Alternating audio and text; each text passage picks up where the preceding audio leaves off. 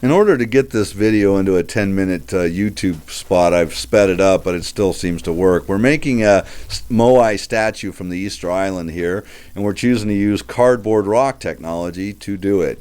In this particular case, it's a weight issue. When this statue is done, I believe it weighs about 300 pounds, 7.5 foot tall, 4 feet wide, 3.5 foot depth. It's a big item, and yet to weigh 300 pounds is next to nothing. Anyone else that would make a statue of similar property would be outweighing me by so much it would be funny. Right here now, this is the base that we're creating. The neck comes out of the base to give stability to the chin, which then forth gives stability to the whole face. But it's the chest and chin area that we're making this with. And I thought about a lot of different ways. I mean, when I was asked to build this, I gave a quote, $2,500 for this statue, and I've quoted these statues a lot in the past. I say a lot, maybe 10, 15 times, I don't know, over the years, and no one's ever spent the money to have us make one. They wanted one, but they didn't want to spend the money. Well, this lady did. I said to the guys, go down there and get me some cardboard and mock up a statue. Here's a photo of what I'm trying to have you make. And they're like, we can't do that. We don't have that, ability. Skylar said to me, he said, well, I'll get some styrofoam, and we've got a 4x8 block. 4x4x8, it would have been just perfect for this job. He's all carve it. I said, that's $300 worth of foam right there. There's no way you're going to use that. And it's a mess in the shop, and it would have taken him a considerable amount of time. So I've always wanted to do a statue this way, but I basically didn't have time to do it during the workday. So I took it home to my shop. And over the next couple of weeks, I spent here and there, nights, weekend here and there, and it took me about 50 hours to make this. But mind you, I didn't make it like I was just making one. When I got done with what I'm working on right now, which is the base, the chest, and the chin area, when I got to that point, I realized that it'd take me a considerable amount of time to figure out what I have just so simply done in seconds here now. And I thought, I'll undo it, I'll trace it, and I'll have a template forevermore, and I'll simplify this for anybody who ever wants to make anything like this in the future.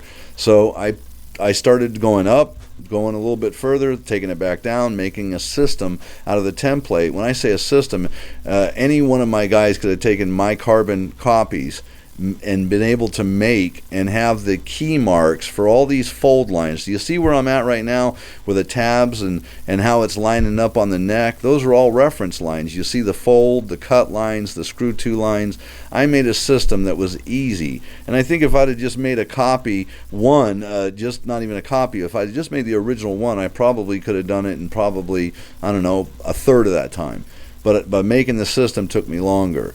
At any rate, the base is done. Now we're starting on the face itself from the chin up. And those are handles that I created in the sides of the cheeks there so as you could pick it up and move it around the shop just for simplicity's sake. But anyway, getting back to the copies of this, we now have this in a kit form, or you can buy it ready-made, anywhere from 18 inches tall up to the 7.5 foot.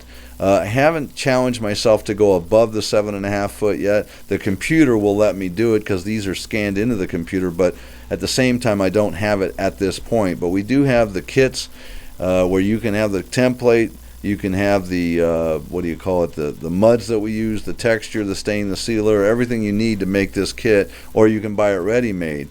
Now this original one I did for $2,500. Today I can make it for $1,250 out the door. Here's a box that we're making that's going to support the inner face, or right around the eyes, which is a interior support so it doesn't have any compression issues. It's not going to compress in and collapse. These are braces now that I'm adding, which are just channels that I've made out of cardboard that are extremely strong. Anyway, the face is being braced. But going back to what I was saying, the aspect of this being in kit form, or we can make it for you in real time where we just send you a statue and it's already made. This is all available now. You just give us a call at the number, or you can get an email to us from the website that you see on the bottom.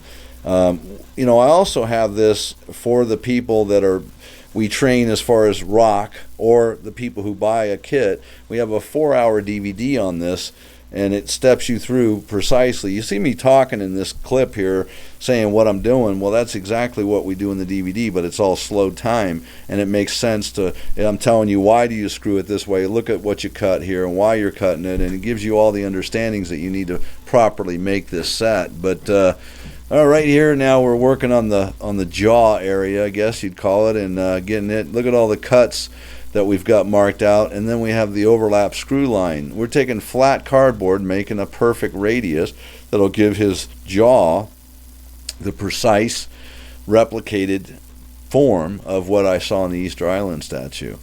At any rate, I'm just thinking here, we're about to end on this one clip, I believe.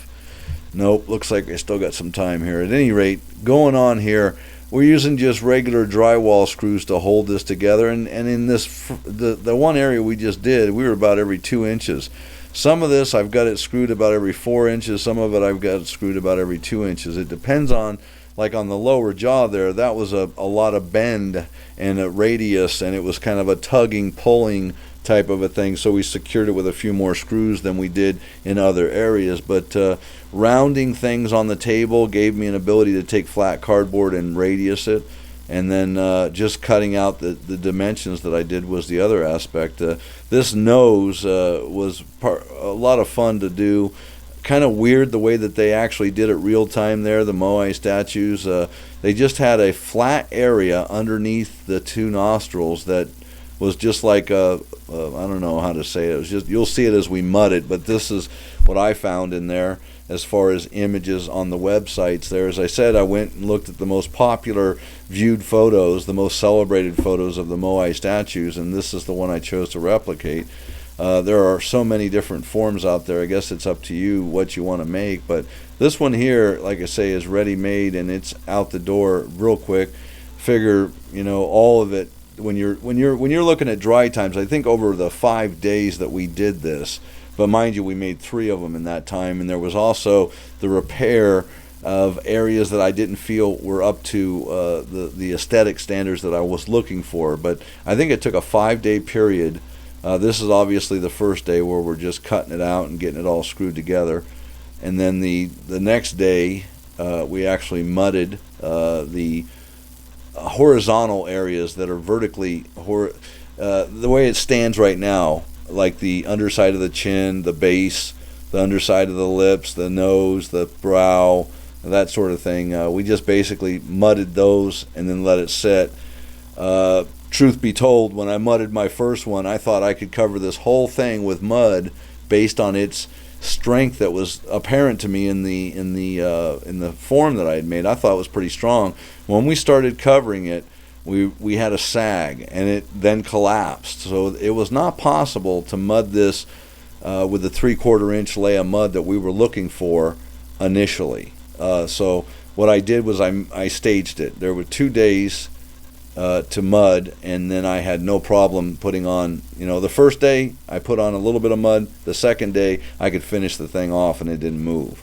So I found that through trial and error. And again, I think that's one of the benefits of our courses and our purchasing from us, is that we do have field tested procedure and technology that isn't going to surprise you in any capacity later. We're gonna give you sound, tried and true tested understandings. In this particular case, I found that the way that I designed for the aesthetics, trying to replicate the aesthetics of the chin area was challenging to me. And if I had it over to do again, I would have made an interior brace that was somewhat different.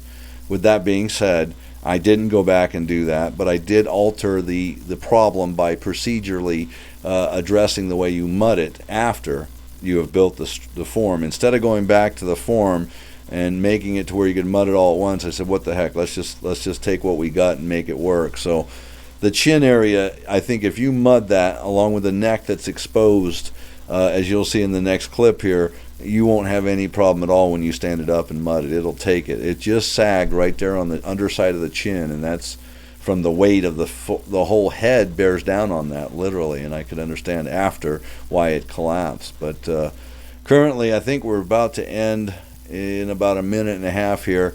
This is the ears that we're putting on now. I didn't really like the way that the Moai statues, their ears were done by the Easter Island guys. I don't remember what their names are now. Moais, I guess. I don't know what. Anyway, the ears, the way that I saw them, I've made them this way on the statue that you see here, and I don't much care for them.